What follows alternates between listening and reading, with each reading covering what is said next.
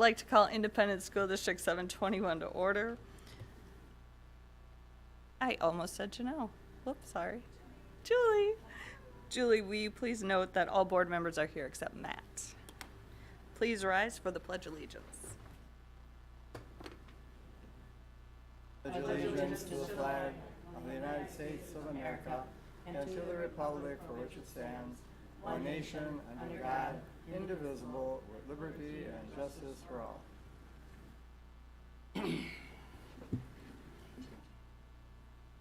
Okay, I have Mrs. Mary Bartuszek for a spotlight of success. Early childhood supervisor will give us an update and share the highlights.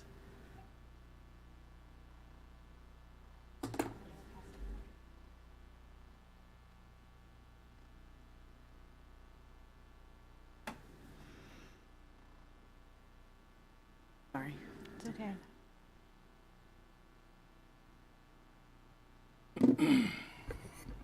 Do I have to hit present, or is it showing present on there?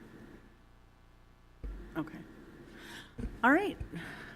Hello, everyone. Thanks for Tim asking me to come tonight to fill you in on just things that have been happening in our programming this past year. We were here about a year ago talking about the grant that we had received from Smith, and that was all of the activities we did, which turned out really, really great. And just want to tell you about this year, what has happened this year in our programming. Is that the way, Julie? I don't know why that's doing that.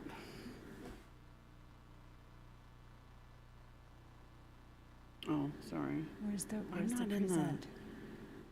I usually do Google Slides. There we go. Thank you. No, it's still doing it. Well, anyway, we'll just go through.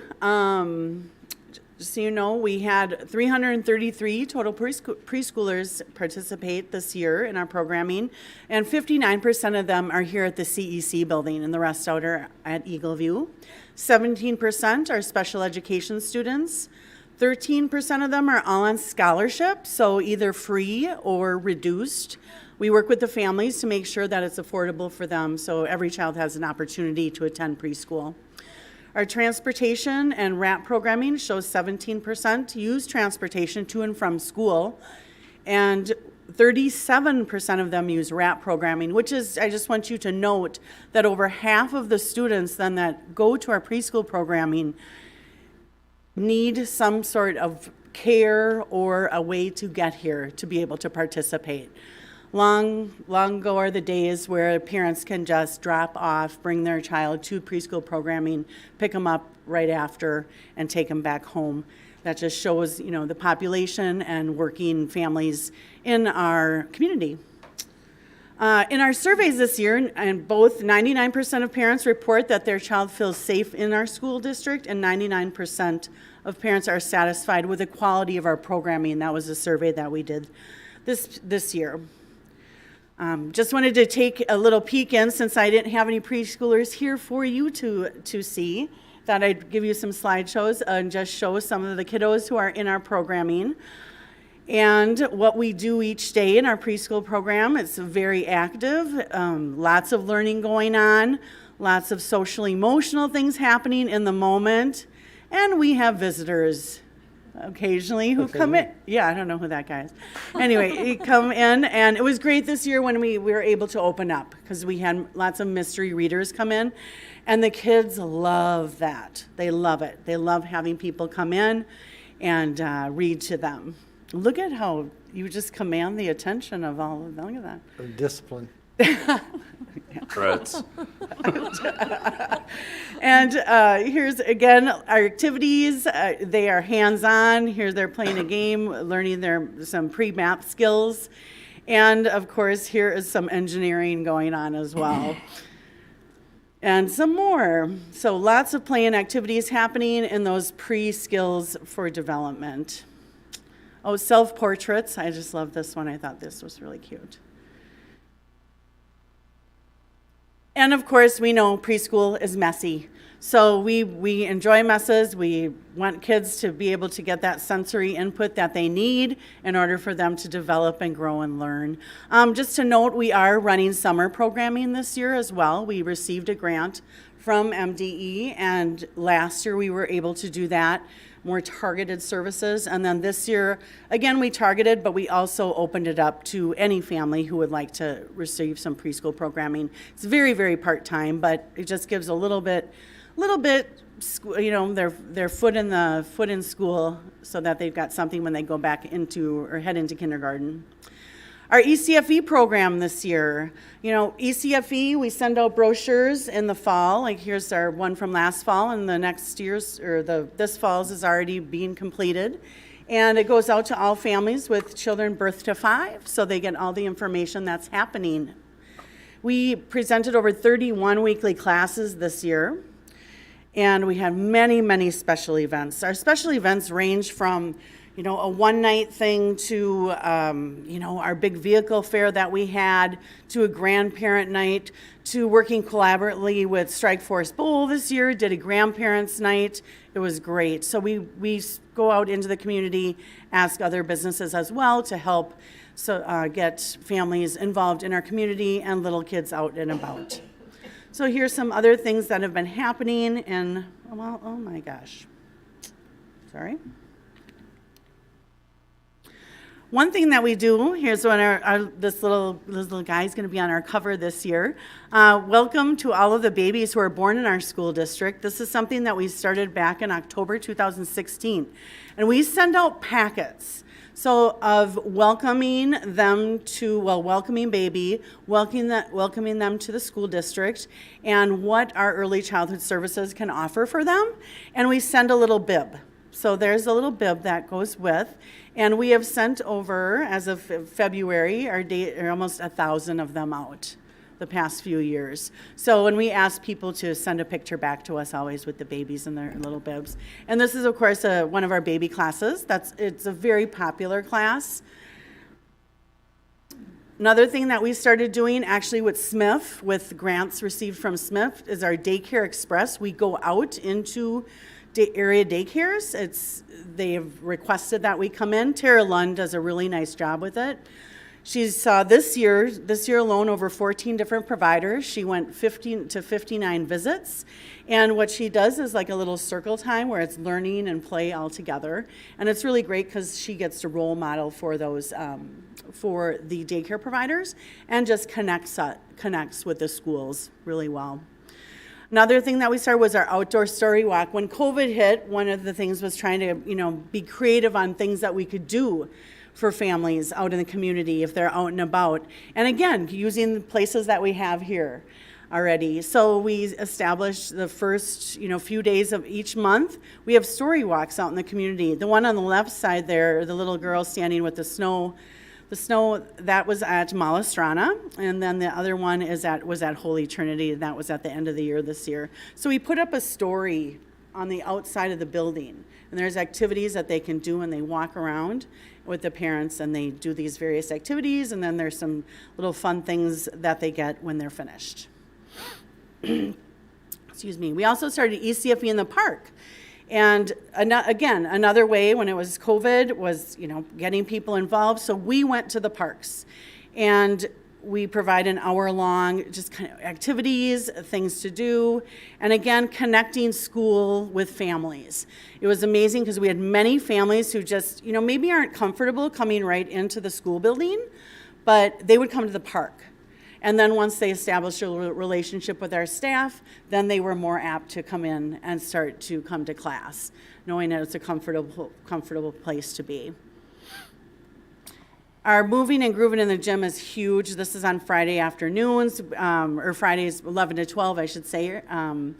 And families, again, can come in. It's great having the facility here. It's fabulous, and I appreciate the facts being able to work with us on giving that opportunity to families, because they really, really enjoy coming in, especially those winter months, letting their kids run around and play. Again, in January, February, and March, those Saturdays when it's icky in the wintertime here, we have families come in 9 to 11 o'clock Saturday mornings.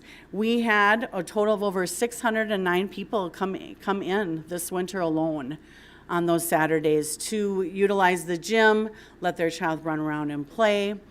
Again, a nice way to get that step into school. Our big vehicle fair, that was held here in our in the parking lot. We had over, well, roughly, we did some calculations, 500 people attended that, and it was just fabulous. It was great because we had so many people from the community participate. Here's our monster truck, and if you note, look at in the tires. Yes, yeah, the kids crawled in the tires, so that was really fun. Lots of area businesses who participated. As Hartman Well Drilling, that's a big one. The kids get to push a lever and it goes up and down. They think it's great. Post office, again, many different places came, brought equipment, animals, any type of transportation for the children to see, touch, get in, ride on. It was really fun. It was nice to be able to have a large event. Our total classes this year, we ran over 163 different classes and events total, and total numbers were just over 4,000 people, children and parents participated. One of our goals for next year is to provide more one-on-one parent support, and either that could be virtually or coming to school or us coming to them to provide if they're struggling with just anything that's happening with parenting, or connecting them also to resources. Our screening totals this year, we screened 311 students for screening. And this is kind of interesting. When I was looking at the data from this, 26% of the kids that we screened are actually out of our school district, which was very interesting. I don't know if our marketing or if we're out on Facebook and people just signed up for it. I know Jordan area schools actually were referring people to us because they didn't have enough slots. So we did have people coming from different districts to do screening with us. And from that, we have referrals that go to preschool. We want families to continue, get the support and go to preschool, or onto special education evaluation as well, or just in general health referrals. We'll catch vision and hearing, things which children, of course, needs to have those skills in order for them to learn. Lots of glasses, lots of times we'll catch that. So also one thing that we worked with, actually I think this is our second year of this little kickoff to kindergarten kickstart. We worked with the kindergarten teachers. So every family that comes to screening receives like a booklet, and it gives them really good information on kind of what kindergarten teachers, kind of what the expectations are, what they would like coming in, making that transition into the kindergarten classroom. And families, we've got really good response on that. I just want to pitch again a little bit about early childhood. Recent research done on early childhood. Children in early childhood education programs are less likely to repeat a grade, less likely to be identified as having special needs, more prepared academically for later grades, and more likely to graduate from high school, and higher earners in the workforce. This is all from the National Education Association in 2021. And I just want to say if there's any questions that you might have for me, and I want to take the opportunity to thank you for supporting our program as well. But does anyone have any questions?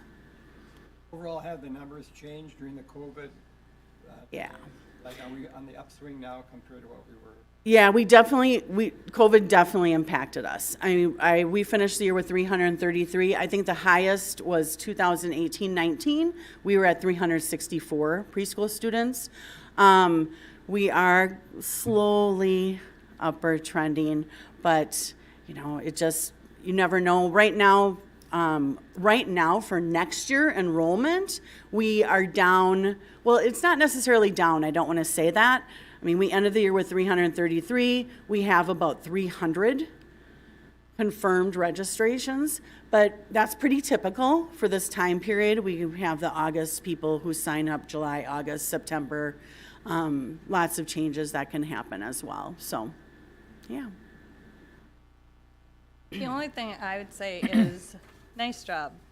Because I just look at where, when my first child went, we didn't really have this robust program. I think it's a great program. I commend you for working through COVID and coming up with out-of-the-box ideas. I love the outside walking. Great. It's great. It gives them an opportunity to still be involved in. Everybody loves adventures. Yeah. So Well, thank you. Yeah, thank you, thanks. And you know what, our staff is fabulous. We have a very, very hardworking staff, very devoted to early childhood, so it's not just me, that's Yeah, for sure. with early childhood, I would say this too, in my time here, especially as superintendent, it's one area that's gotten better every year. Mary's always, and her staff are always looking for new ideas. They're not satisfied with the status quo, so they're always looking at improving. So kudos to you, and I appreciate everything that you do. Thank you, thanks. Thanks, Mayor. Okay. Open forum? None? Great. All right. So, before I ask for approval of the agenda, I would like to make an amendment to the agenda. I would like to add 3 items based on a letter that you all should have received, dated June 27th, 2022. I'm supposed to read this, right, Sandy? Dear New Prague Area School Board, I am writing this letter to inform you that my decision to retire effective at the end of business day on July 22nd, 2022. My new agreement goes into effect on July 1st, 2022.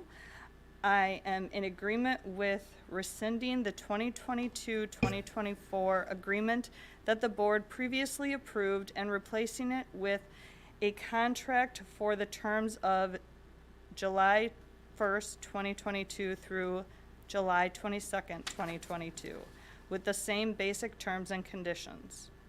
Working at New Prague Area Schools has been the best part of my educational career. The work we have done together the past 9 years has been very fulfilling and rewarding. I am proud of our work and our shared accomplishments. I value our relationship, and I want to be sure that I never do anything that would leave the district in a difficult position. I am interested in exploring a return to work options that would allow us to continue our relationship. My hope is that you will be open to consideration. My hope is that you will be open to considering such an option as well. My intention is a return to work agreement with the district will save the district money. Sincerely, Tim Ditburner.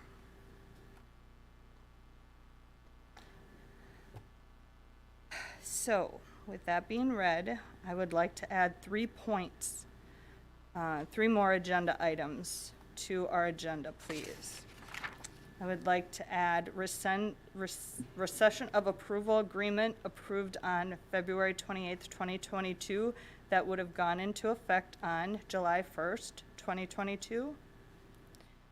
I would like approval to contract for Tim effective July 1st, 2022 to July 22nd, 2022 with the same basic terms and conditions as his new contract.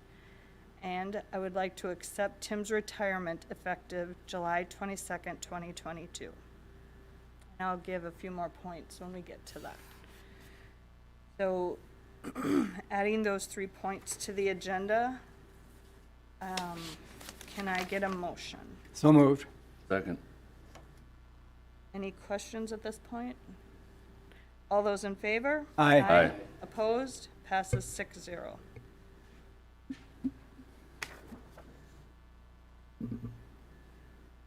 Approval for the consent agenda, please. So move. Second. All those in favor? Aye. Aye. Passes 6-0.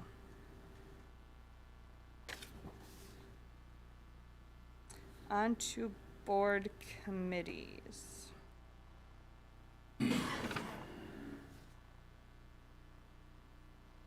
Board committees, so policy?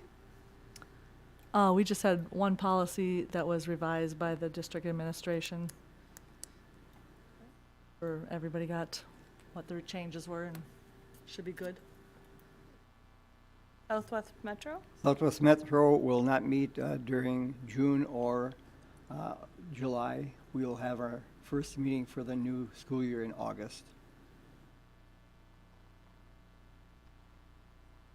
No CPAC meeting.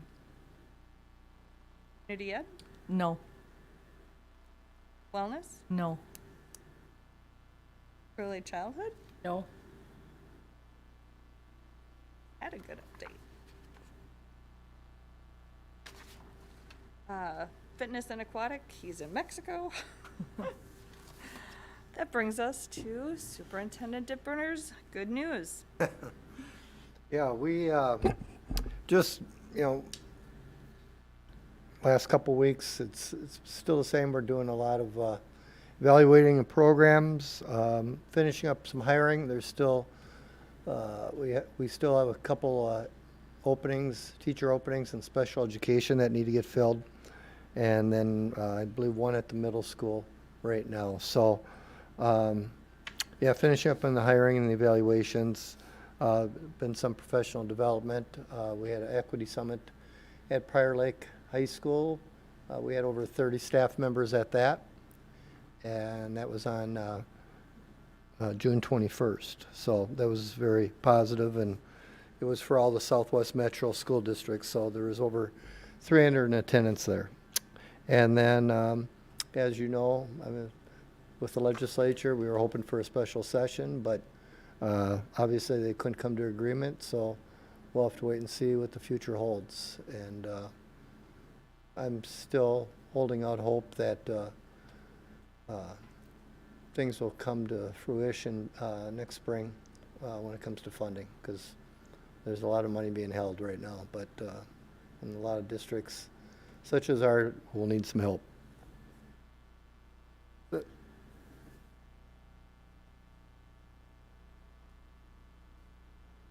So, discussion regarding the November voter levy request options.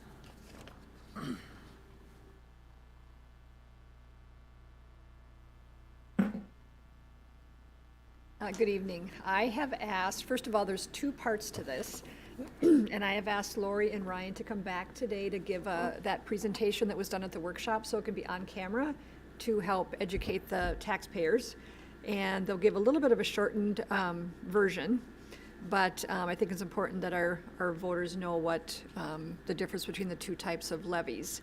And then after that, I will join them and I'll give you a brief presentation with some more information as well. So.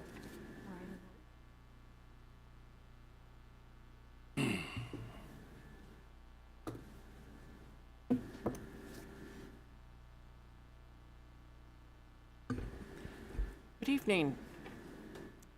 We'll proceed with a summary of the operating referendum, and then after that, review the capital projects levy option. I'm Lori Vols with Baker Tilly, and I have Ryan Fetters, my colleague here, also here tonight. So just to summarize what we went over at the previous board meeting, the operating referendum, that's probably the most common type of additional revenue source that are brought to the public for consideration through a vote. It is an opportunity to bring additional general fund revenue to the general fund, primarily for the purpose of the unassigned general fund where your main operations are. And statewide, the formula includes a component of a tax levy as well as state aid for some districts.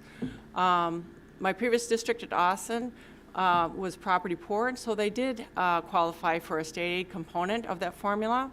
But your district actually would just have the tax component, not the state aid component for the operating referendum due to the property wealth. Again, this is not debt issuance. It is an annual tax levy if approved. It is a requirement to take it to the public for approval, and therefore it's a ballot question at a general election. It has to indicate a dollar amount per adjusted pupil unit. So it's based on your pupil count. It's a formula indicated called adjusted pupil unit. The question may allow for an annual inflationary adjustments, And so that is also a decision you make in your ballot question whether or not you want CPI to be included in future years for increasing your operating referendum. Based on state statute, the current maximum that formula could be is $1,876 per adjusted pupil unit, and that's for fiscal year 22-23. The annual length that could be on that ballot is 10 years maximum, but it can be less than that if that's what the board decides to have their ballot language state. As I mentioned, the operating referendum, the use for that is for the general fund, specifically the unassigned general fund, where it covers such things as salary and benefits, supplies, technology needs, equipment. The nice thing about an operating referendum is you have full flexibility, really, to use it for any educational need you have in your general fund. And so it gives you a lot of leeway and flexibility of how to use those dollars from year to year. For an operating referendum, the election rules are that there is allowed to be one election per year unless a district's in statutory operating debt. An election may occur 1 or 2 years prior to the first tax year. What that means is, let's say, for example, if you were to have an election this fall of 2022, the ballot could say for taxes payable in 2023, or your ballot could say, like they're voting now this fall, for taxes payable in 24. So they could be voting for 1 year out into the future. How that aligns with fiscal years is that taxes payable in 23, that revenue flows into what's called fiscal year 24. Taxes payable in 24 go to that next upcoming school year, which is FY25 or the 24-25 fiscal year. November is a time for the general election. It can only be on that general election unless you're holding it by mail ballot. In that case, it could be held anytime. Very few districts choose to go through the mail ballot option just because it's just a lot of work to oversee and manage, actually. As far as an operating referendum and who pays, this is a really important component to understand as you're looking at your options here, is the property tax levy is spread on what's called a referendum market value for an operating referendum. Referendum market value is total market value of property, but it excludes agricultural land and seasonal recreational property. So regarding ag land, the only component that is taxed under the referendum market value is house, garage, and 1 acre. And so just to emphasize, this tax base for the referendum market value and for the operating referendum is a different tax base that's used for other types of school tax, such as your school building bonds, are spread over what's called net tax capacity. So I just want to really emphasize this. So for the operating referendum, the fact that ag property is excluded except for house, garage, and 1 acre, often it is, especially if you're outstate and you have a level of agricultural base, often that is seen as probably the best option to go for, to sell to your public, in essence, to have that tax impact probably be the most preferential overall. And then also regarding the operating referendum, your current referendum amount is $246.70 per adjusted pupil unit. You are not adjusted for inflation currently, so you had not had that language on your last ballot. And it generates for you $1.1 million, and that's based on 4,586 of adjusted pupil units that were estimated for the 22-23 year. Just to put it in context, the average home value of a $300,000 value would pay approximately $130 with your current operating referendum level, and that would be from taxes payable in 22. The tax authority expires at the end of FY24. So what that means is this coming tax year for like this fall levy, 2022 pay 23, so pay 23 tax year, your current authority is still on that tax year. That will be your last year of your current authority. And just to kind of review your operating referendum timeline, so you have now, from now through, usually you would want to think through the end of July to consider what your referendum ballot might be, considering replacement or a need for an increase in your operating referendum.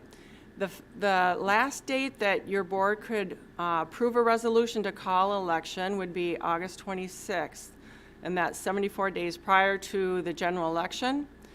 And as I mentioned before, this fall's general election is like your first opportunity if you want to go a year early to renew, because your current referendum, you still have authority for pay 23.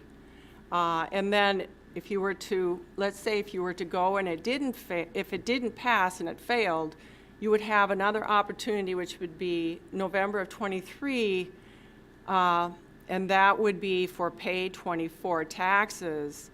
That's where you would have to pay, that would have to pass, otherwise that referendum literally drops off, as your authority had already been expired. So it's kind of important to know those timelines and how that works. So just remember, your taxes payable in 23, you still have your current referendum in place. And then authority begins for any operating referendum levy would be a July 1 date, because it aligns with the fiscal year.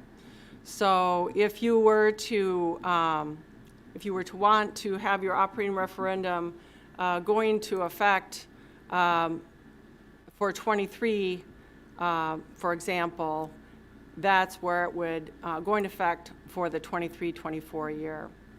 So that's just a summary of the timeline. And some important comparatives are like New Prague is on the lower end. If you look at it a couple different ways, so you're in the red bar, you are $246 per pupil. Chisago Lakes is similar at $225, but a lot of those and the comparatives are much higher than you are. One important one is looking at the state average. $924 is the state average, which is substantially higher than New Prague right now. So that's an important one to consider. And even some of your comparable districts, such as Big Lake and Northfield, besides having this a higher level of operating referendum, they also, in addition to that, have a capital projects levy. We'll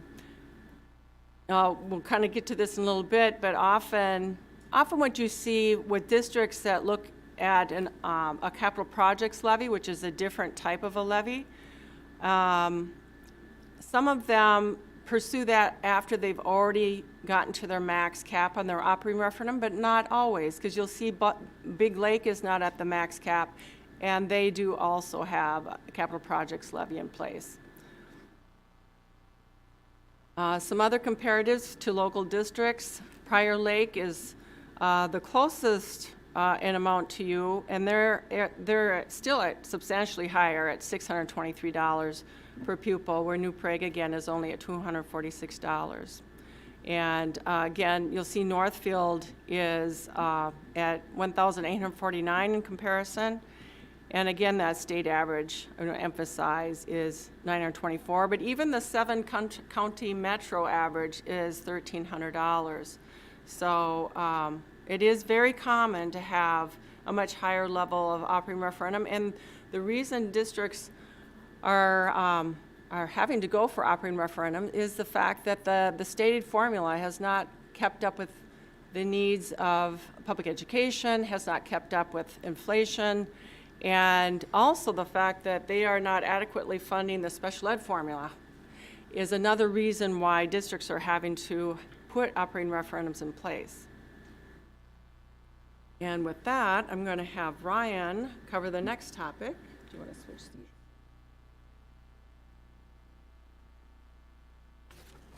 Any questions about the operating referendum before we move on to the next one? Probably now is a good time. Question? No? Okay. Well, good evening. I'm Ryan Fetters with Baker Tilly. Thank you for having us here once again. Let me see if I can pull this up.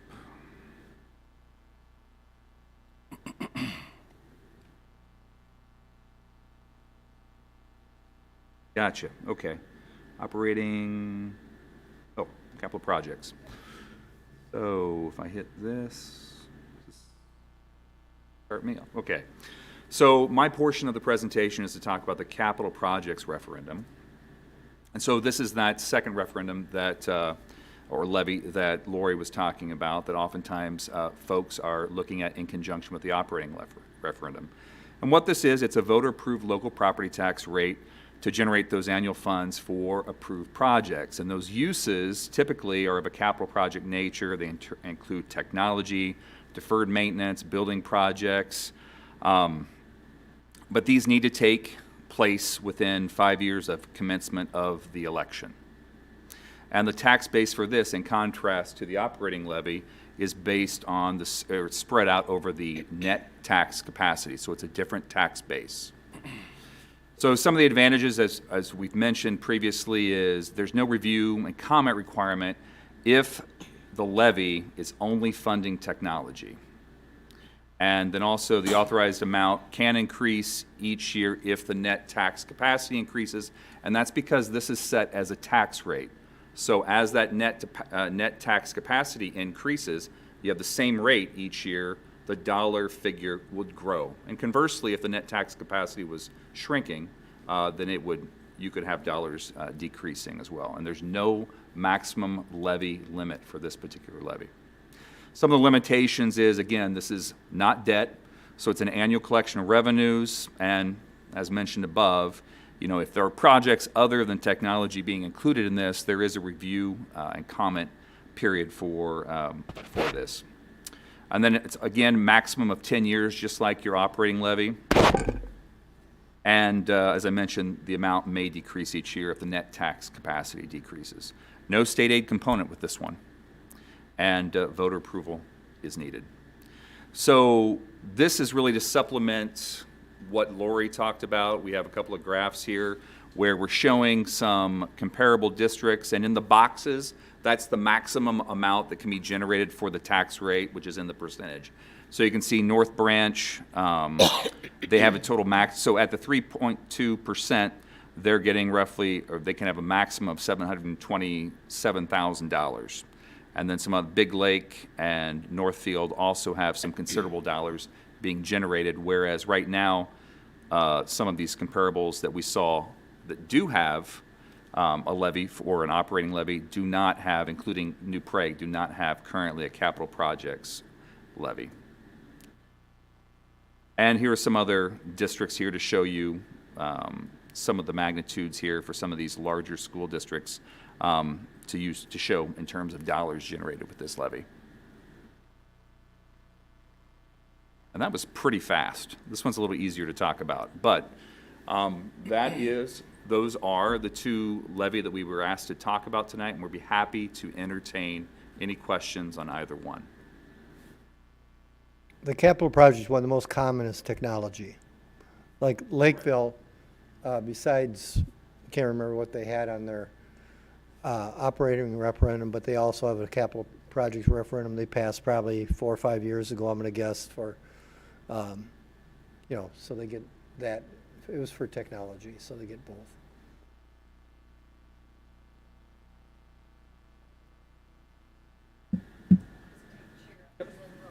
Oh. Have any?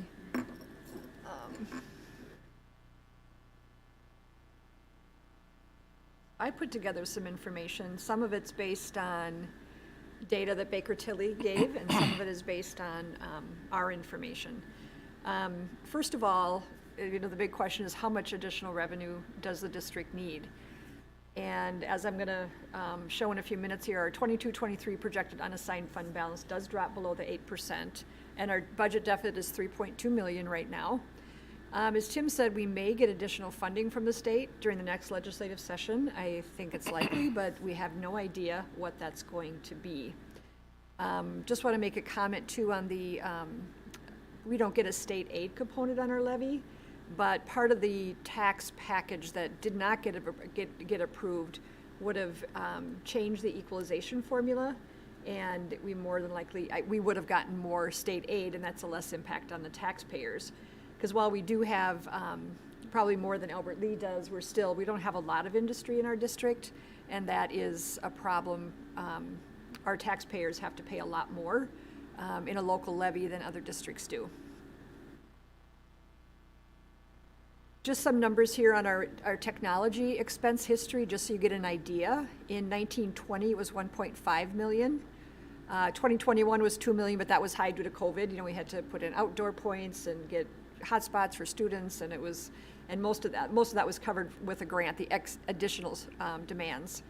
Fiscal year 21-22, about 1.5 million, and then our budget for next year is 1.9 million, and that includes, you know, basically all the expenses for our wireless infrastructure, the network protection software, all of our leases for our Chromebooks and iPads, all the staff.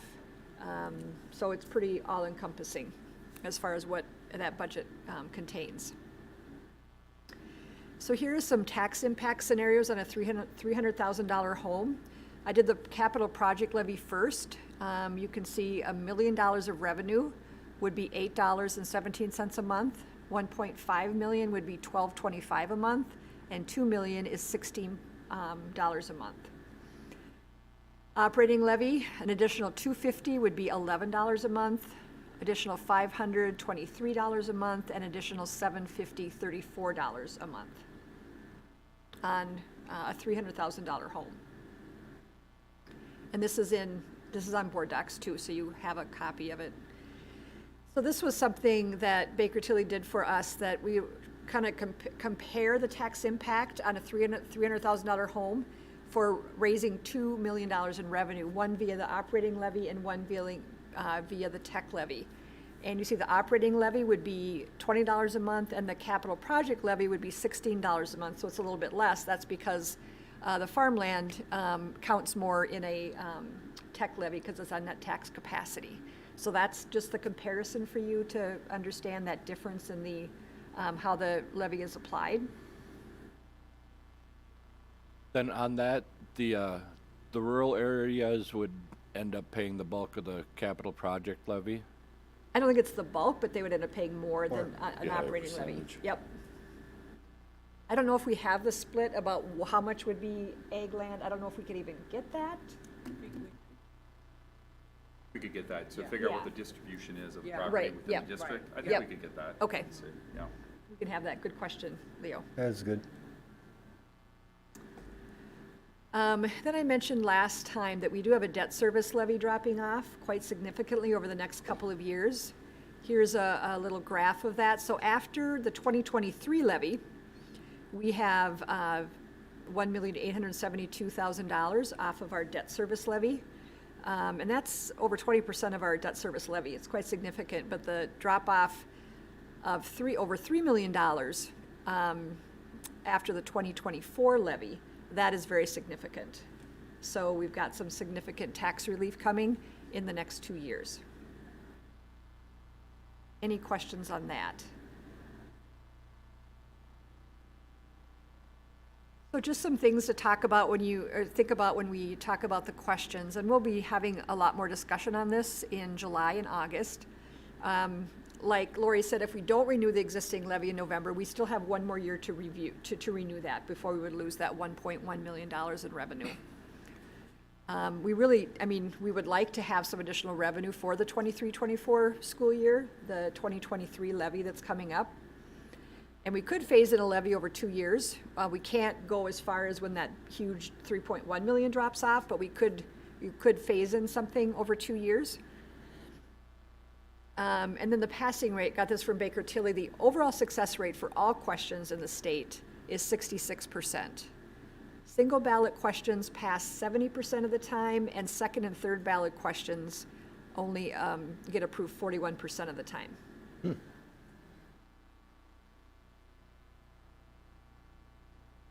Then did a little bit of work on the voter turnout, just in New Prague. The other precincts are kind of tough to gauge, but within the city of New Prague, in presidential election years, their turnout's been 90% or higher, very, very high. In non-presidential election years, the turnout has been lower. It was 60% 2010, 58 in 2014, and it really increased in 70 to 74% in 2018. Just I think because of the political issues surrounding that election. So, but more than likely it would be a little bit less than the 90% on a presidential election year. And then Lori and Ryan had some comparison data, and it was comparing, tech levies and operating levies. Well, there's more revenue than just that. So if you compare just those two things, it doesn't give you quite a complete picture. So this shows you for fiscal year 2021, you see the orange arrow, that's the revenue per student that we received. And even, Big Lake, who doesn't have an operating levy, does have a tech levy, actually gets more revenue than we do per student. And so there's only one district that gets a little bit less than us in St. Michael Albertville. But yeah, so it's not quite the whole picture if you just look at the voter-approved levies. I also just did a quick comparison of expenses per student for our comparable districts. You see the arrow there. So you can see we're, very in line with our comparable districts and, lower than many. So that is the information that I have to share tonight. And like I say, we'll be talking a lot more about this on July 11th. But I just want to know if you have any questions on anything tonight from myself or Lori or Ryan.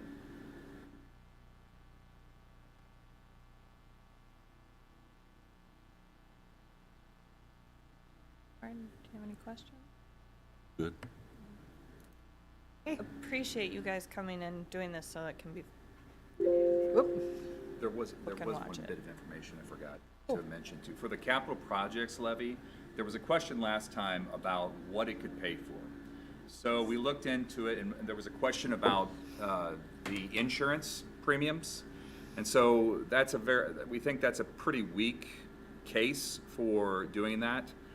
So paying for those premiums probably is not an applicable use of the levy. But any mitigation features, whether it's personnel, non-instruction, since within the statute it qualifies as non-instructive software, that could be paid for. And then the aftermath, in case you had an event, again, that would be a less likely use that could be derived from this. Yeah, and we have cyber insurance that would cover any expenses due to a cyber breach.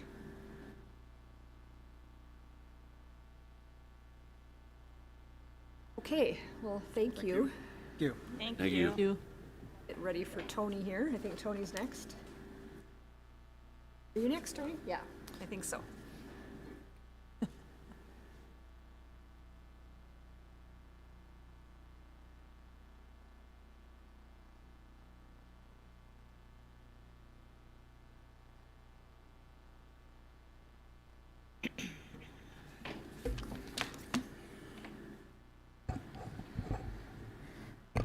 Good evening, School Board and Superintendent Dittburner. Thank you for having Mr. Fulton and I here tonight.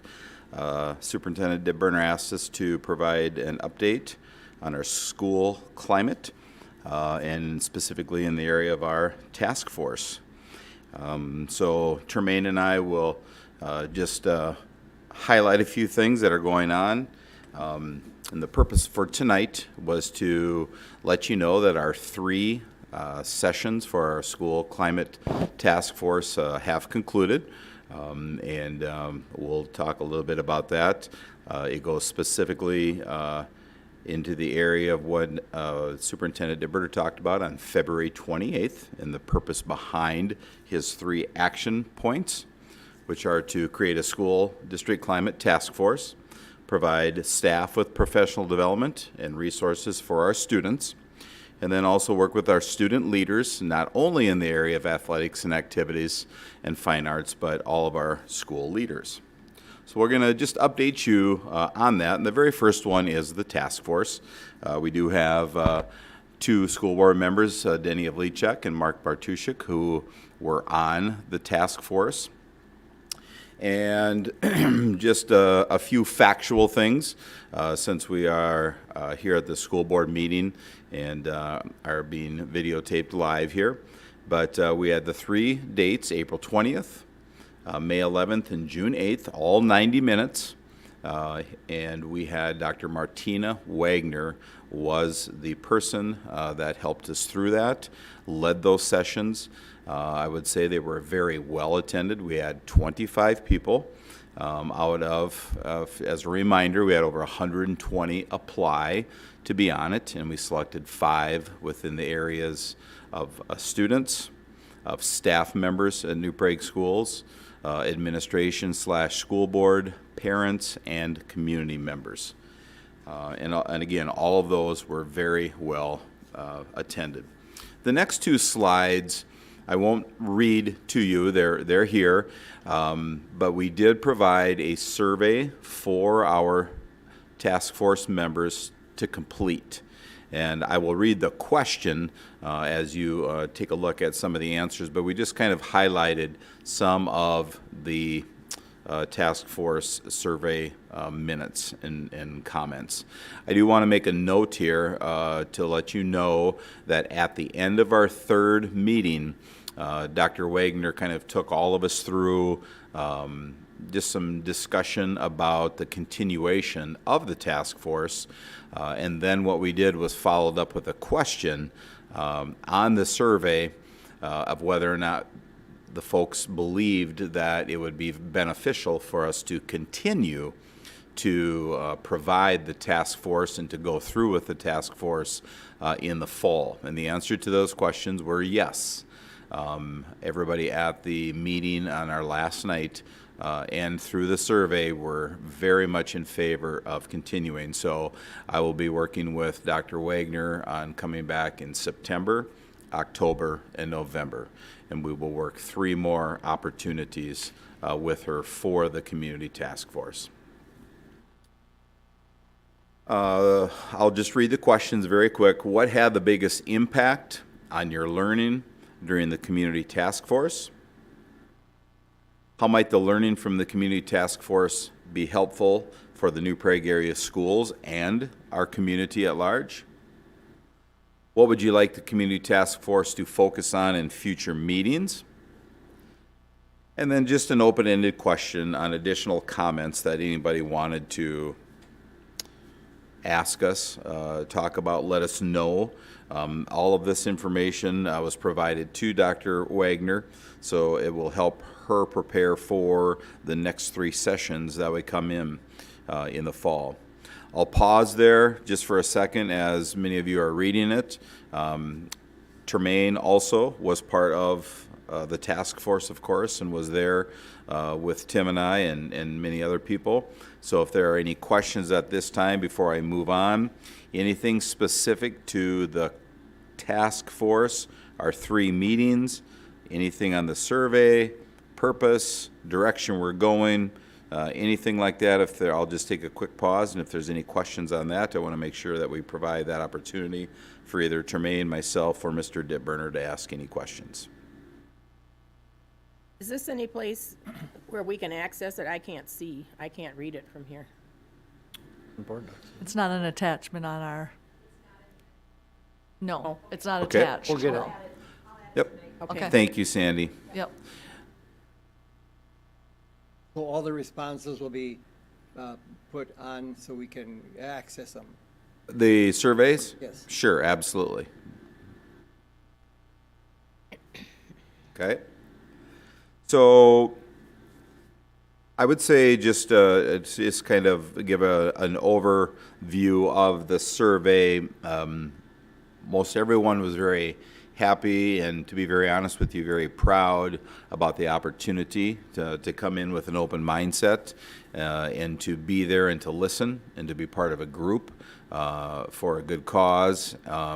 And, you know, and Denny and Mark, to be very honest with you, if either of you want to provide any comments that you had from those evenings, we had a lot of very good feedback from the participants. Students, I would like to really commend the students. Tremaine did a great job of getting 5 students to take part in that, and they were outstanding, and hopefully the majority of them will agree to come back for us in the fall too. So either anything from Mark or Denny, or I'll ask Tremaine if he has anything that he wants to add now in regards to the 3 task force meetings. I think it gave a lot of people an opportunity to express their opinions, a lot of topics that deal with the task force, the climate and the equity questions that we are dealing with. So it gave a lot of people an opportunity to discuss a lot of those points. Yeah. I was really impressed with the students and think that's the most important piece of it, that we take their, I don't know, take their priorities out of it and do something with it, because like I said, I was very impressed with the students and what they brought forward and how open they were. I also was impressed with the students, but not only that, everyone who was there was able to widen their perspective on what we needed to be better and how we needed to do better as a community. It was great dialogue and conversation to see where we need to go in our next steps and figure those things out.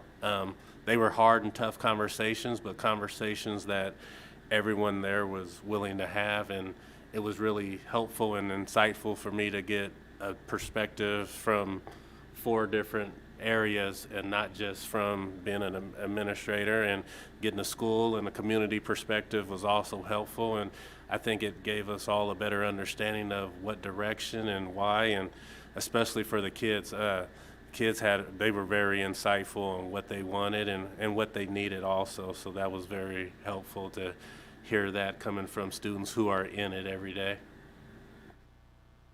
Was there anything actionable that came from these task force meetings, or is that something that's, going to be discussed in the future? Was this just basically information sharing to start with, or what exactly were the...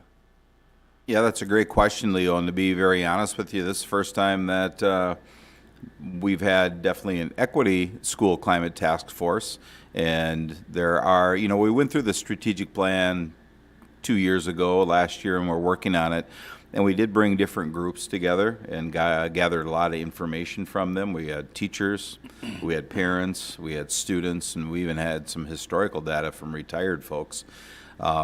As we got together after that very first night, I was kind of like, we need to do more of this, and there shouldn't be something bad has to happen for us to bring people together and actually have good discussions.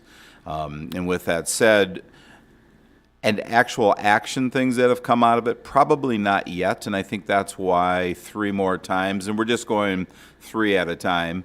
That's why 3 more times is with the same people, hopefully, and the majority of all of the people on the survey said that they would come back and wanted to be a part of it.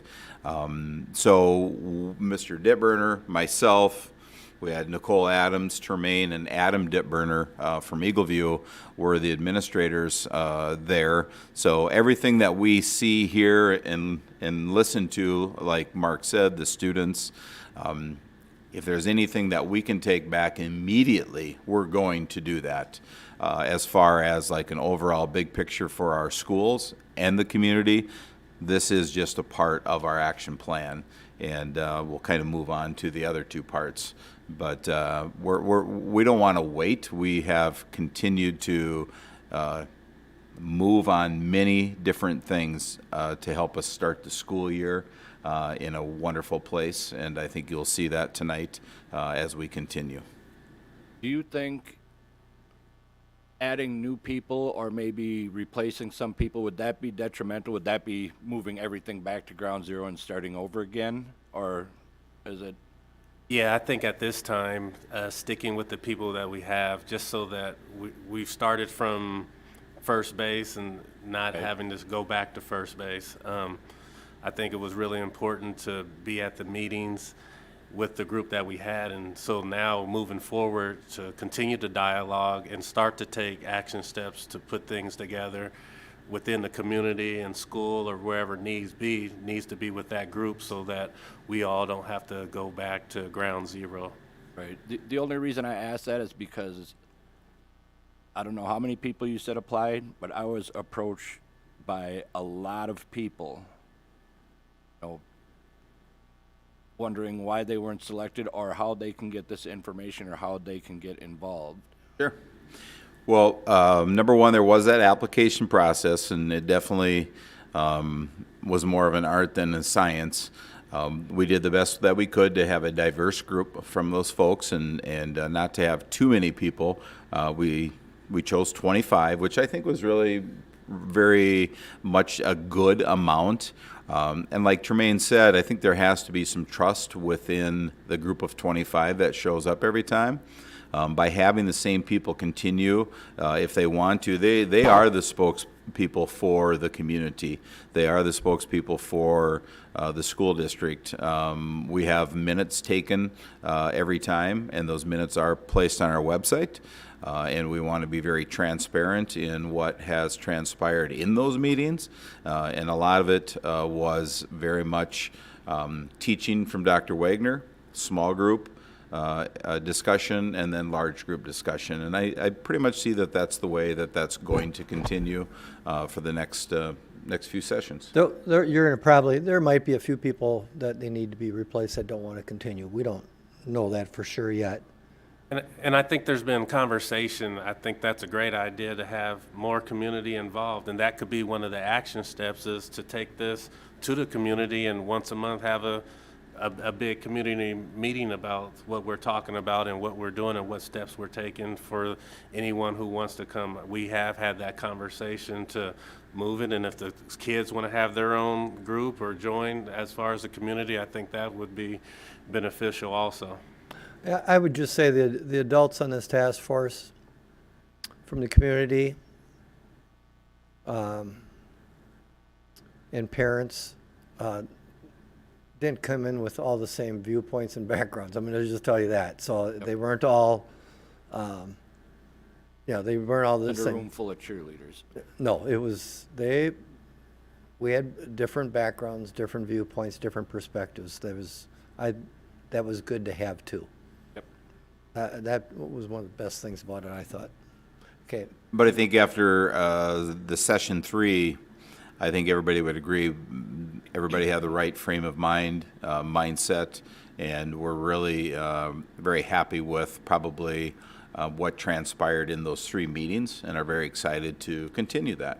So that's a positive for the New Prague schools and the New Prague community.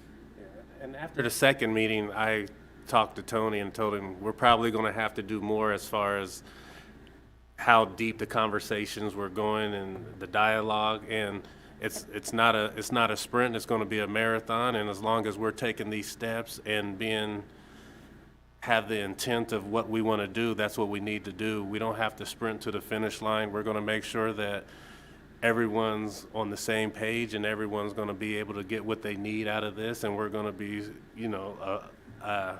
a cohesive group to support each other in doing this. I was going to add that as touchy a situation as this is to talk about amongst people, those 3 meetings were really good because it took 3 meetings like that just to sit around and talk to different people to feel comfortable to talk about it. Because this doesn't get discussed much anywhere. So I agree with those guys in the fact that hopefully we can get at least 80% of the same people to come back there, because after 3 times you could just sense how much more comfortable everybody was.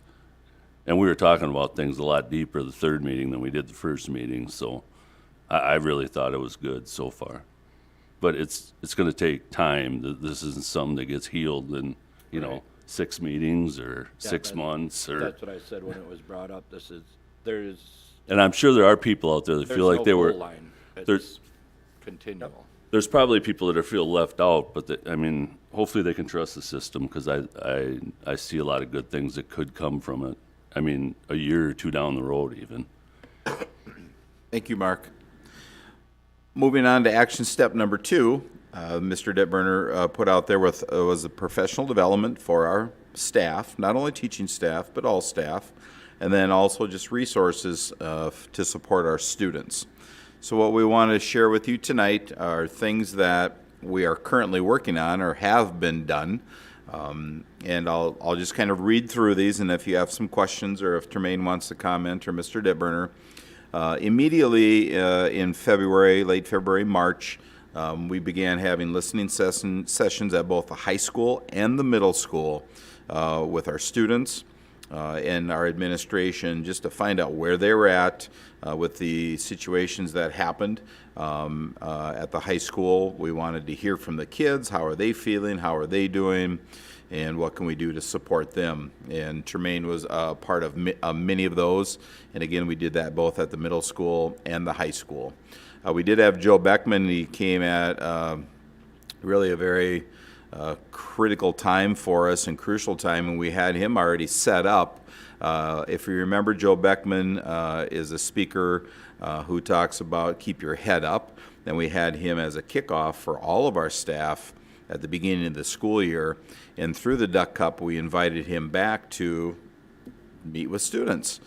Because after all of the adults heard him in the fall, they're like, man, we got to get him in front of the kids. So the Duck Cup helped support that for us. And we had him lined up. And he came, and I do believe he really did inspire and help support the adults and the students in our school district. And again, the great thing here is he spoke to every student, 4th grade through 12th grade. And he provides just a very wonderful, positive message. Mr. Ditburner talked about this already, but we just finished the Equity Summit on June 21st over in Prior Lake. We had over 30 staff members, administration and teaching staff, all the way from pre-K through 12th grade. And they really came together, and I think this is just something that's going to continue to grow. District administrative meetings, this is nothing new. Well, to be very honest with you, prior to COVID, when we were able to meet every summer 3 times, we would have some equity discussions in regards to our administration and our buildings and the direction we were going. We started that already. We just met a couple weeks ago in June. We had an article that we read discussing that with all of our principals and other selective admin, and those are some really rich discussions also that are easier to have in the summertime when you've got a little bit more time than during the school year. It's very difficult because everybody has to get back to their buildings. And then our annual Powerful Learning Conference, our 9th year of hosting this. Very similar to the Equity Summit, except we have a much broader group or array of types of classes or presentations that we provide. However, there will be equity presentations. Tremaine will be having a couple of those. We invite other people from other districts to also come in and present, and that's just some things that we are currently working on. I'd just like to say, with the Equity Summit last week, it was, people ask, what are we doing? Well, we had over 30 staff there, and I think that says a lot about what we're doing and what our staff want to do and what they want to learn. We know it was in the middle of the summer, and we were trying to get going with the Equity Summit, but our staff really was able to show up because they want to learn and they want to be there and learn about equity, and they really showed up. It was nice to see over 30. I think we had over 30 staff from our school district here, so that was great to see because they want to be able to bring things back and get a different perspective and insight on what to do. So that was really nice to see. I had the opportunity to attend it also, and the array of small groups and the discussion points that were taken up in those small groups were very worthwhile. I thought they had a really broad variety of sessions that a person could sign up for and participate in, and they were very good. There was a lot of thought that went into this to the summit. Very good.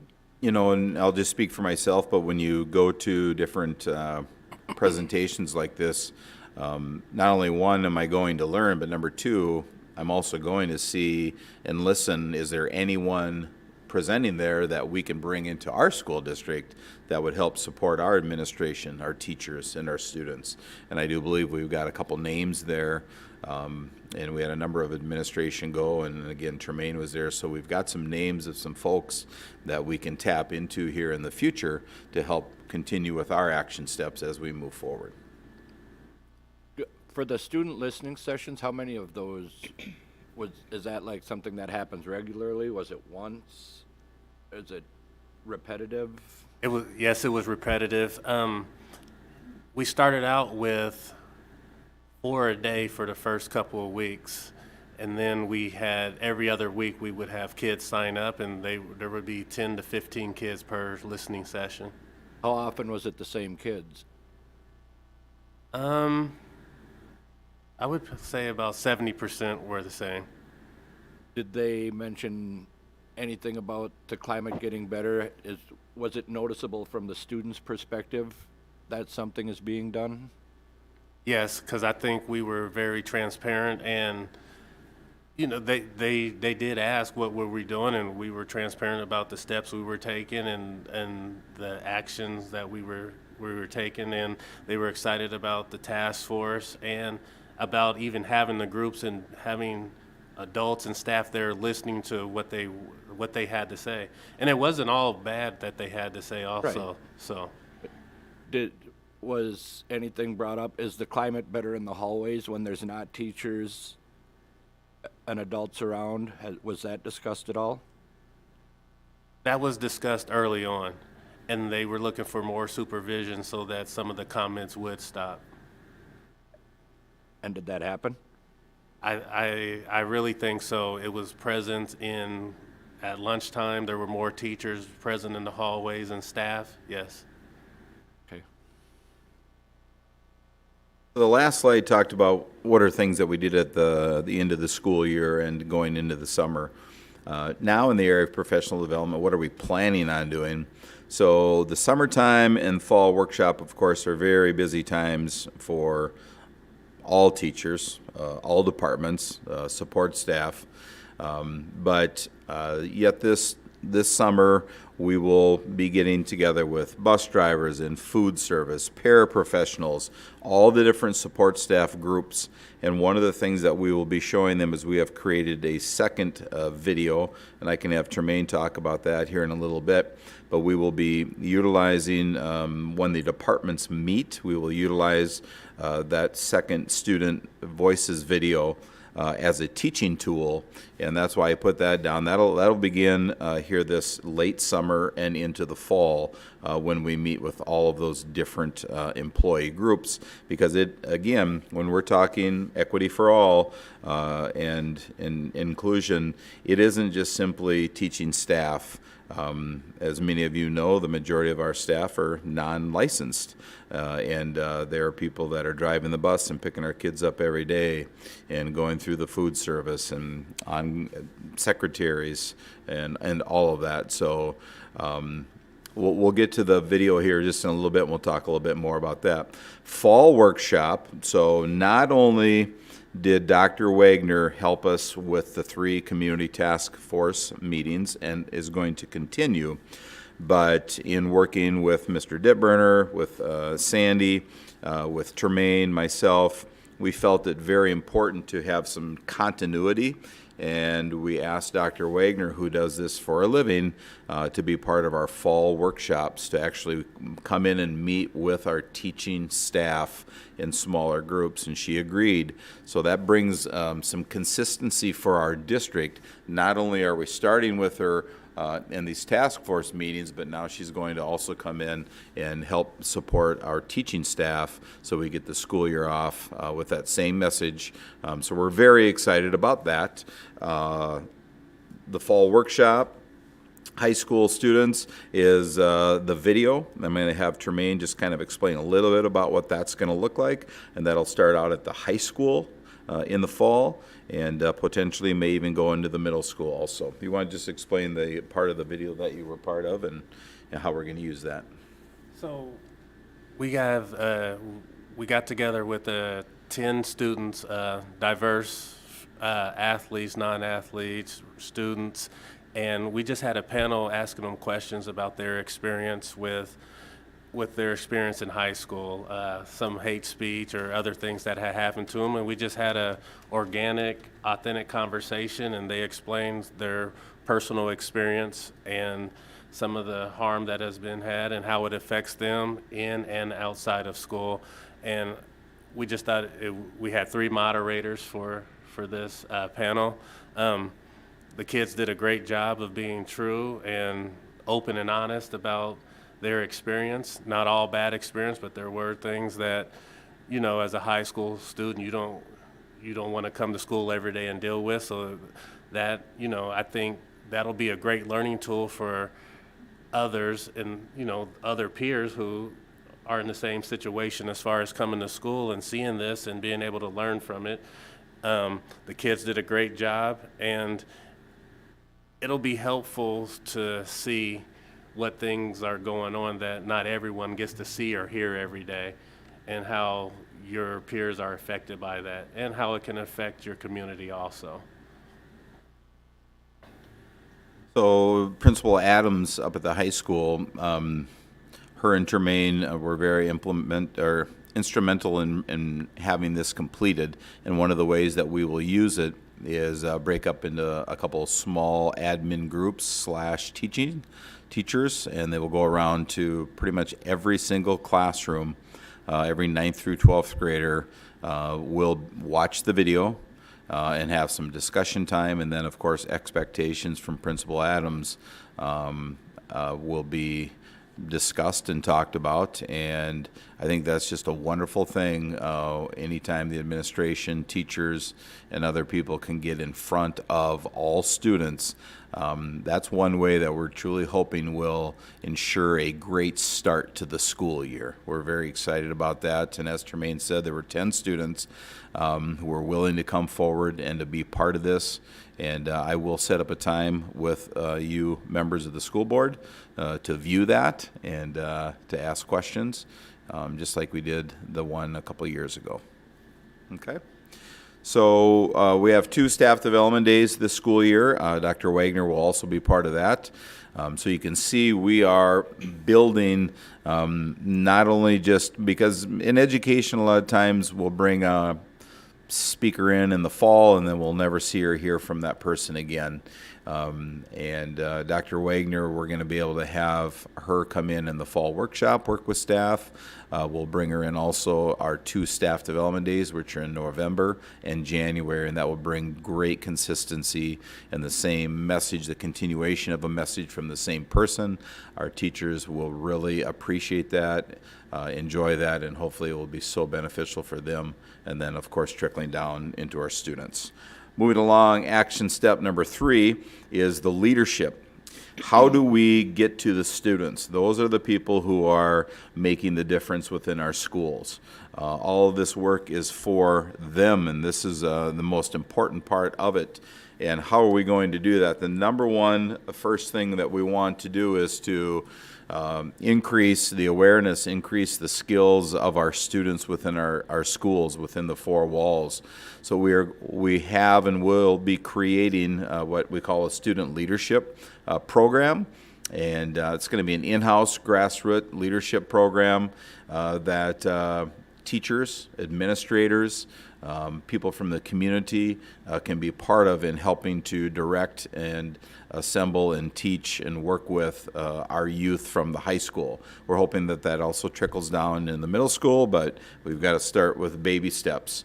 As I said, the purpose is to get in front of our leaders, and it is going to be a wide range of everyone from athletes, activities, different clubs, groups, you name it. We're going to have a couple people from all of the different areas that we have from within the school, and we're going to meet once per month, and there will be a topic. And again, as I said, it could be an administrator or 2, it could be a couple teachers, it could be coaches, it could be people from the community. I'm going to work with the new Assistant Activities Director, and Tremaine, and we're going to put together those groups of people and get that started as early as September. And we truly, again, hope that by teaching those leaders and those students, they will then carry out that as they go through their day throughout the school year. We started this last spring, and Tremaine was a big part of this, visiting with all of the activities and athletic programs. That'll happen this fall when all of the fall sports assemble. I know Mr. Skogerbo has already talked with Tremaine about going out and visiting with the coaches and visiting with the students and just making that a learning opportunity.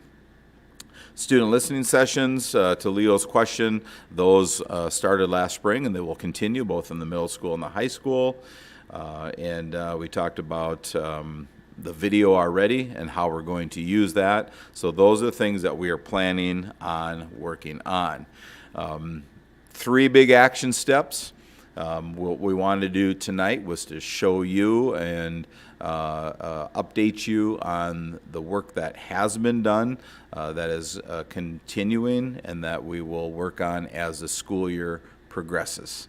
We've got a lot of people doing a lot of wonderful things, and I'm sure we even missed a few things. We also wanted to really talk about some of the things tonight, because these are all things that some of them are reactionary, but in the climate task force, there was one thing that came out, a couple comments that I'd like to address, and it was just really focusing on a lot of the positive things that currently already are happening and do happen within our schools every single day. And unfortunately, sometimes that it's the negative things that take the headlines, but we also have to really emphasize all of the positive things that do happen on our 4 walls. Anything to add to that? No, I think that's also important, to highlight what these kids are doing and what we're doing as a community also. Put some positives out there also, so that's always going to be a benefit. Thank you, and it took a little longer than I thought it would. Great questions. Any further questions that we can answer for you? I just had one, and it's just a simple one, but it's like on your task force, the students that are involved that you have, are they returning students for next year, or are they? Yeah, there were no seniors this year. Okay, I just know, So- even if there were, would they be, Yeah. how it would work, but, yeah, well, it's like, would you have Yeah, somebody a couple to fill in? juniors. Yep. Or, Yeah, so we are definitely going to work to have the same students come back. okay, As Mr. Bartusik said, they spoke very well, and when they talked, people listened. It was a lot of fun. sounds like you guys are doing a great job. Thank you. I have more of a concern than a question. All these workshops, everything, that's fine. But if the difference is not noticed and felt by the student, and that's my number one concern, is what happens in the hallways. I've heard a lot of what happens in the hallways. And if that doesn't change, then all of the rest of this is for nothing. I think that's the main thing that has to be addressed. It's the handful of kids that I talk to, it can get pretty bad in the hallways. I tell them, you need to report it, you need to tell somebody, but it ends up being without, with no witnesses. They said they feel it's being taken seriously, but there's not a lot that can be done with nobody there. I think the high school administration staff has got a handle on that and has got a plan to address that this fall. Okay. Actually, that was one of the topics that was covered in one of the small groups that I was in, how things are dealt with within the schools, what are the consequences, how are the consequences given, and things like this. So it's a subject that is not just within our own school, but it's Right. in other schools as well. And you have to believe that the administration has a plan and is working on being as receptive to students' cares and concerns as they possibly can be. And I think that's where it comes in at the beginning of the year of setting those expectations that we don't do that here, and kids being able to hold each other accountable and staff holding kids accountable. And I think that needs to start with the expectation when you walk into your first day of school. Well, I think it's got to go all the way down to the leaders in the school of the classes. The kids themselves too have to be more proactive. They can't just turn a cheek. Yes. They got to start standing up for I- people that need help. And that's why with the third thing we talked about, student leadership. So empowering them and working with them is going to be huge. That's, you can say all you want about adults and teachers being, it's good that they're out there and everything like that, but It's the ones that know students. what's going on and can control things are the kids. Yeah. And we also, at the end of the year, with counselors and myself, we also had an upstander training for students to come in, and it was a training to teach kids who don't know how to say something, And that's not an easy thing. So that was also a training we did at the end of the year, which I think we're going to start again at the beginning of the year, because it's not always easy to say something, but when you don't say something, it's just as harmful. So we got to teach these kids it's okay. We have to make saying something normal. That took well into my adulthood for me to learn that. Yes. So, kids don't have the emotional and the intellectual background to build on that. So I think that's, teaching them that early, and That's critical. called empowering them. Yes. And that's what we need to do, empower students to take the situation and deal with it as correctly as they possibly can. Thank you, everybody. Yep. We appreciate the questions too, very much. Thanks, Thank you. Tony, Tremaine. You're doing a great job.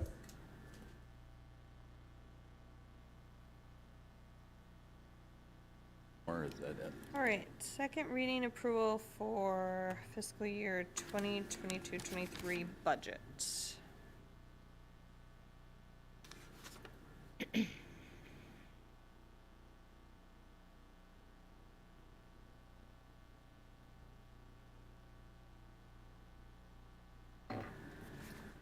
Okay, I've got the final budget to approve for the year. As you know, we're required to have an approved budget by June 30th of each year for the following year.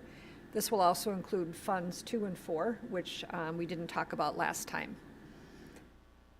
This is just a reminder of where we're projecting to end up the year at a unassigned fund balance of about 10.5%. I've been monitoring expenses closely as final payrolls are run and everything kind of comes together at the end here. And it looks positive that we may exceed that 10.5%. But, we still have expenses to come in. So, but right now my projections are looking, we're looking slightly better than my projections. And this is the 22-23 preliminary budget overview. This is basically no change. The only change is that I lowered the LTFM expenses by about $33,700. So that doesn't change the overall picture. It's a reserved fund, and so it just basically kind of washes through on that total. This is that general fund balance history. The blue lines are the total fund balance and the red lines are the unassigned fund balance. I shared this last week with you. The key reserve accounts, I did add the 2021 balance, just so you can get some perspective. So staff development, we're going to grow that fund balance a little bit from last year, and then next year it's going to go down a little bit. LTFM, we are going to be seeing that decrease this year. That was planned. Actually, at one point I thought we'd come in negative, which is just fine. It looks like we're going to come out slightly better than negative, and then next year we're going to grow that some. Operating capital, you see we're going to go down in 21-22 and again in 22-23. Gifted and talented, there has been a planned spend down of this fund balance. And so we're going to go from 79.5 last year to 58 to 34. And we know we're running low on that fund balance, and Martin has a plan to, address that. It was pretty high a few years ago, so we added a 0.5 gifted and talented person, coordinator, and so that's why that fund balance is being spent down. And then safe schools, we went down this year a little bit because of the security upgrades, the cameras and so forth, and next year we'll see that grow again. Nutrition services, there's a lot going on here. As you know, the meals have been free for the last 2 years, and that will end with the upcoming school year. It will end. So it's going to be a pretty big change. And federal reimbursement rates were higher than our normal student meal prices. So you're going to see a large gain in our fund balance in 21-22, and then a pretty sharp decline in 22-23, that should say. There you go. In 22-23. It's really hard to predict what student meal counts are going to be after 2 very unusual years. So we did a very conservative look. We kind of matched the meals that we had in 18-19 actually, because 19-20 wasn't a regular year, 2021 wasn't a regular year, and 21-22 was not a regular year. So it's very hard. We'll see as the year gets going how the meals are going. And we're going to have a recommended meal prices at the July board meeting. I'm working with Kim on those right now. And just the factors that are going into food service. You know, we have rising staff costs, as you know. We have very hard time recruiting people. We did increase their starting wage next year to $16 an hour, which is hopefully competitive with some of these other jobs out in the market. We, of course, have rising food costs. All you have to do is go to the grocery store to know that. We have some new equipment that's being partially paid with grant funds in 22-23, and that will be somewhat of a cause of the decrease in fund balance. And then we have a large anticipated repair maintenance cost at Falcon Ridge. We've got some problems with the cooler there, and we're going to have to do some fixing. The cooler needs a new floor, and it's just a very old system. So Kim has been working on that. Right now, are we operating under the premise that 22-23 is going to be a normal year? Is that, okay, Yep. okay. We are. Minnesota did have the first monkeypox case today. I saw that, but Yep. We won't get that. hopefully that's not going to be a problem. So here's the nutrition services fund balance. We ended last year at 512. We're going to go all the way up to almost 1.3 million, and then we're going to go back down. I think long-term, we have to get a handle on this fund. We'll have to see how this year goes as far as meal counts and what we do our meal prices at. I know that our surrounding communities are raising meal prices at least a dime, sometimes 15 cents, just because of costs, food costs and staff costs. It's really, so I don't know what Kim and I are going to recommend yet, but we will have that in a couple of weeks. Community services, we also have a lot going on here.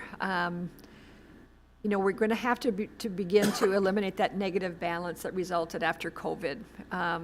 ECFE continues to be a strong program financially, and you'll see that in the fund balance projections. School readiness, we started offering transportation services a few years ago. Mary talked about that a little bit in her presentation, and that fund balance continues to decrease as planned. That was a very large fund balance, and then we decided to start offering some transportation. So that is continuing. And then the unassigned fund balance, I'm not planning a chargeback from the general fund to cover preschool testing program expenses due to a positive fund balance in the unassigned. That usually was $15,000. It wasn't a lot, but I can not do that this year. So here are the fund balances by type. So you see that first set of bars for community services. We ended up last year to minus $352,000. And this year we hope to get to $286,000, and next year $138,000. So we need to get that under control. Part of the issue is we can't find enough staff for Kids Company, and so we're having to limit the participation, and that does cut into some of the profits there. Let's see, ECFE, you see that is going to be growing the next couple of years. School readiness, it's, like I said before, it's declining. Unreserved, basically unchanged, but then the total community services balance, we were at 73,000 only last year. Hopefully we'll get that up to 123 and then 186. So we're trying to get those funds on a upward level. Next steps, as you know, we'll finalize that voter levy request in August. We'll get a good idea of updated enrollment in September. Right now, enrollment, at least at the grade school level, primaries, is looking very stable. I mean, not a lot of change. pretty stable. I think we're down right now about 13 students from last year. We were down a little bit more, but we've picked up a couple. We have lost a couple of open enrollments due to gas prices, actually, though. That has happened. October, we have audit results. November is the levy vote, and then December, we have the final budget. So any questions?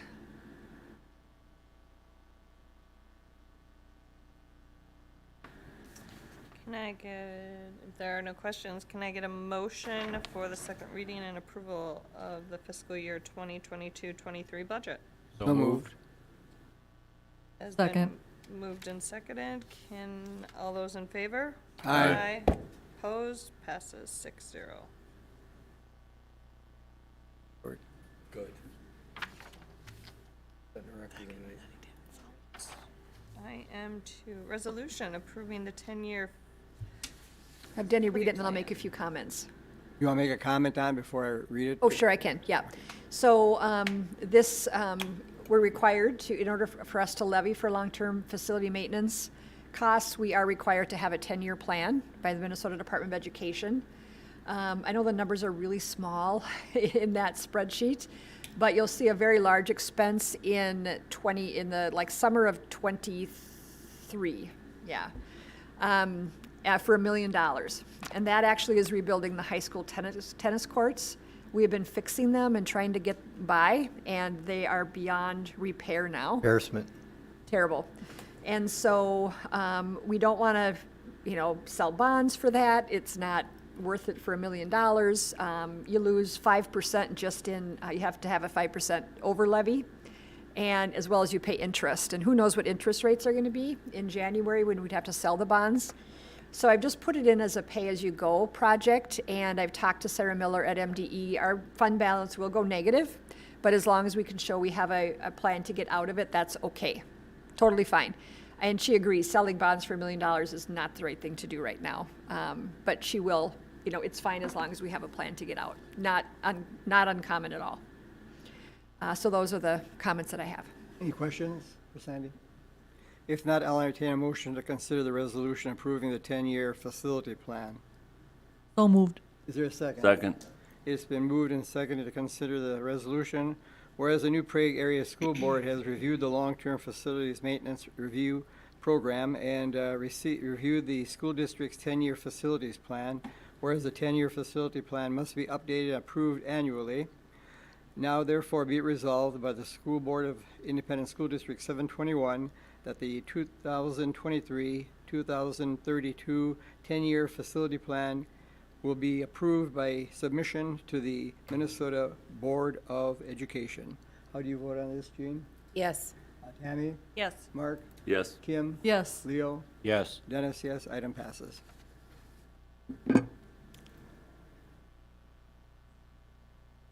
Approval for fiscal year 22-23 missed renewal. Yeah, I've attached the missed renewal in board docs. I've got a few comments to make.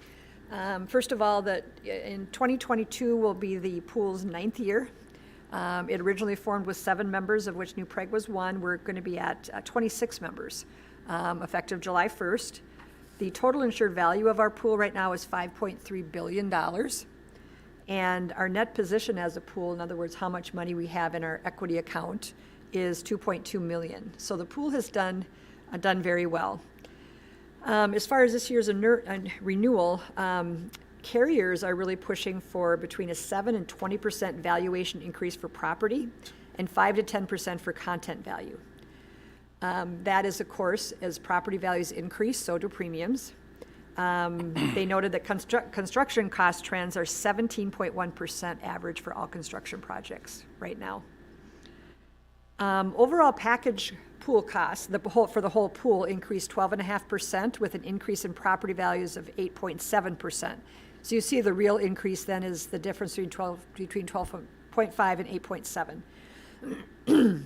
Our package increased 10.9%, which includes a property value increase of I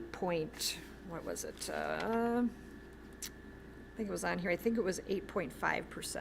I didn't write that down. So you see, again, it's slightly higher than our property value increase. We have an increase of our premium of $34,400, and this increase is spread among all funds because we have insured values in all of our funds. And if you remember right, we did get a $25,000 rebate in 21-22. And as far as cyber, the overall cyber package cost for the pool increased 37%. Ours is slightly decreasing due to claims experience and the mitigation measures that we put in.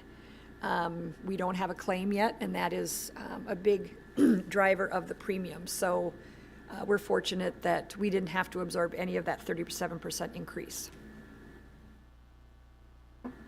When did this start again? Pardon? When did we go into this?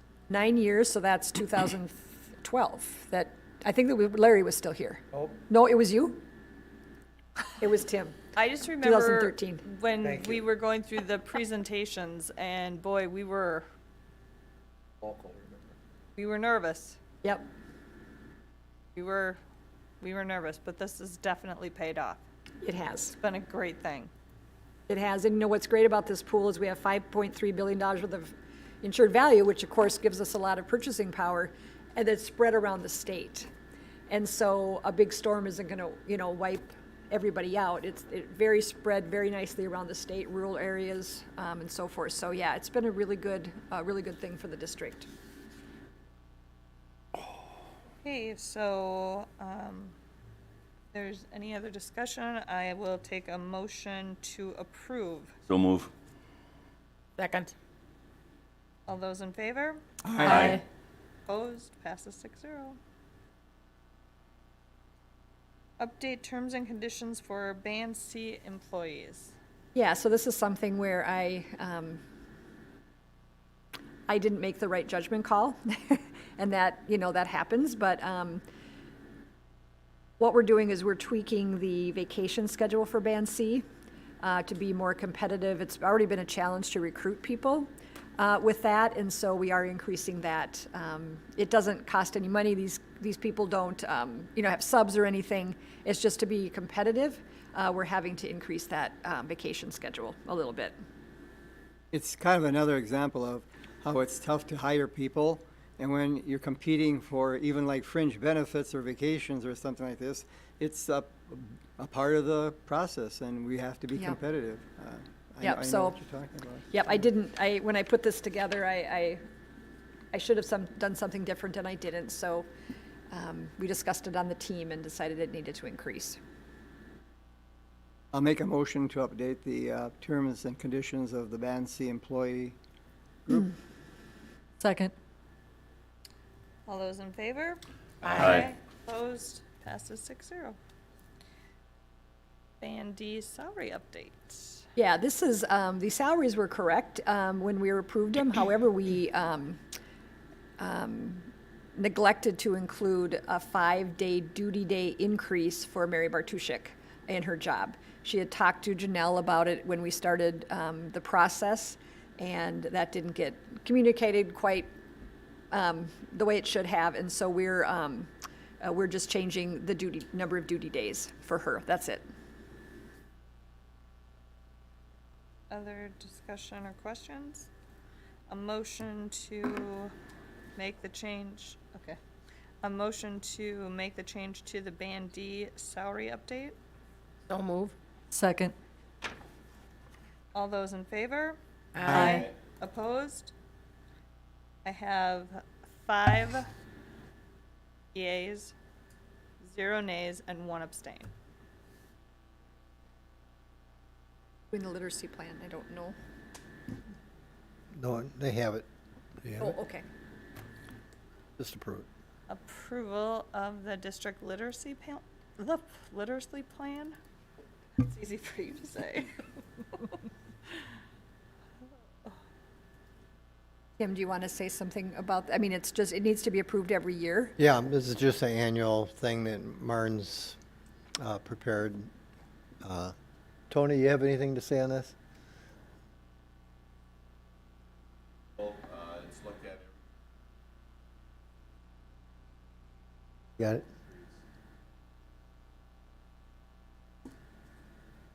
No major changes, No. staying in.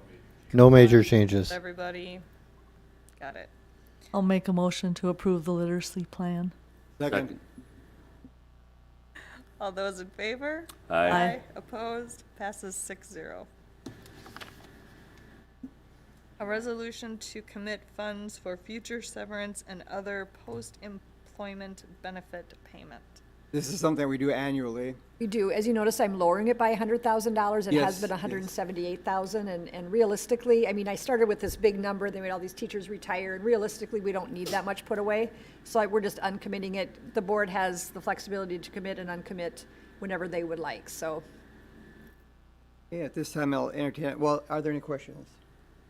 If not, I'll entertain a motion to consider the resolution to commit funds for the future severance and other post-employment benefit payments. So So moved. moved. Second. It's been moved and seconded to consider the following resolution. Now therefore be it resolved by the New Prague Area School Board of Education that New Prague Area Schools will commit a portion of the unassigned general fund balance to account for future severance and other post-employment benefit liability to enable better planning for future payments at all as it desires. The school board can adjust the amount of money contributed for these purposes within the general fund balance. The Board of Education committed $178,182 in the general fund for 2021. The New Prague Area Schools expects to pay $0 in post-employment payments for the school year 21-22. The Board of Education uncommits $100,000 in the general fund for 21-22. The total amount of general fund committed at the end of the school year 21-22 is now $78,184. How do you vote on this, Leo? Yes. Kim? Yes. Mark? Yes. Tammy? Yes. Jean? Yes. Dennis, yes. Item passes 6-0. And the final one of that financial would be the fund transfer for the lunch program. Right, we typically do this at the end of every year. Uncollectible debt, so as soon as we turn it over to our collection agency, after many opportunities to pay and working with the families, we're unable to, the food service program itself cannot absorb those losses. They have to be, money has to be transferred from the general fund for that. And this year it's very low, as you would expect, just because of all the free lunches, but it's $487.75. Any questions for Sandy? If not, I'll consider a resolution to make the permanent fund transfer from Fund 01 to Fund 02. So moved. Second? Second. It's been moved and seconded to consider the following resolution. Now therefore be it resolved by the New Prague Area School Board of Education that the New Prague Area Schools will transfer $487.75 of its unassigned general fund balance to the Nutrition Services 02 program effective June 30th, 2022. How do you vote on this, Jean? Yes. Tammy? Yes. Mark? Yes. Kim? Yes. Leo? Yes. Yes. Dennis? Item passes 6-0. And then I have a final resolution concerning the elections. Yes. Okay. Please. I would like to entertain a motion at this time to consider the resolution establishing the dates for the filing and affidavits of candidacy for school board. So move. Is there a second? Second. Yeah, okay, it's been moved and seconded to consider the following resolution. For the notice of filing dates for the election of the school board, Independent School District 721, New Prague Area Schools, State of Minnesota.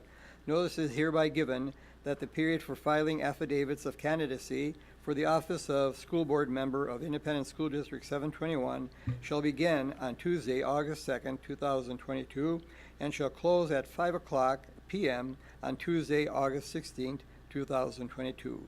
The general election shall be held on Tuesday, November 8th, 2022. At that election, 3 members will be elected to the school board for terms of 4 years each. Affidavits of candidacy are available from the school district clerk at 410 Central Avenue North, New Prague. The filing fee for this office is $2. A candidate for this office must be an eligible voter, must be 21 years of age or more on assuming office, and must be a resident of the school district from which the candidate seeks election for 30 days before the general election, and must have no other affidavit on file for any other office at the same primary or next ensuing general election. How do you vote on this, Leo? Yes. Kim? Yes. Mark? Yes. Tammy? Yes. Jean? Yes. Dennis, yes. Item passes 6-0. Good job. Okay, so then we've got our amended agenda items. So, do you wanna? Sure. The first agenda item is going to be to dissolve the agreement that was approved on February 28th, 2022 for Tim for the 22-24 school years. And just, we have to do a rescission of that one before we approve the next one. So that is just that's the first item.